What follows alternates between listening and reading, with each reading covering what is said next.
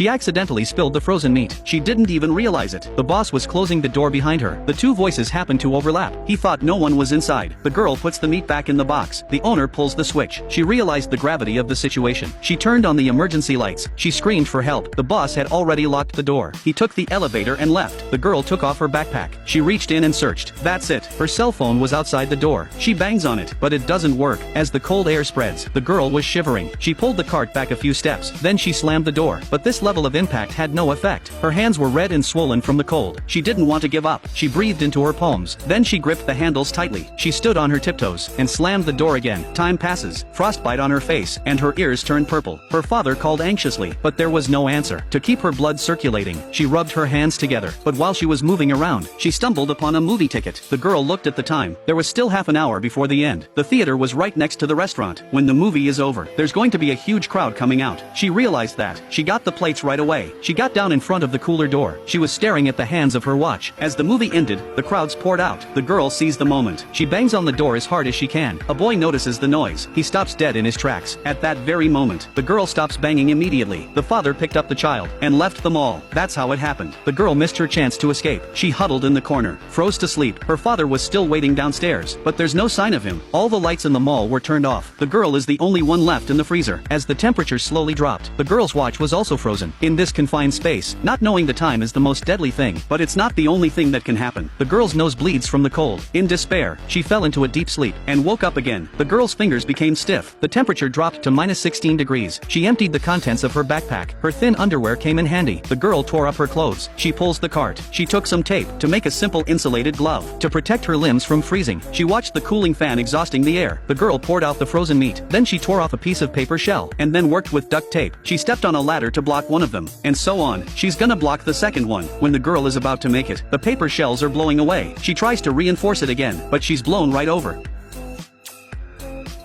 The girl dodged quickly, but she was hit on her right foot. The pain was so severe that she hissed. Looking back, her ankle was broken. The girl kept sobbing. She tore off the tape in pain. She took off the last layer of protection. The palm of her foot was swollen and purple. The girl left tears in her eyes. Her face is covered in frostbite. She reached for her foot, but as soon as she touched it, she felt a sharp pain. The girl cried out in despair.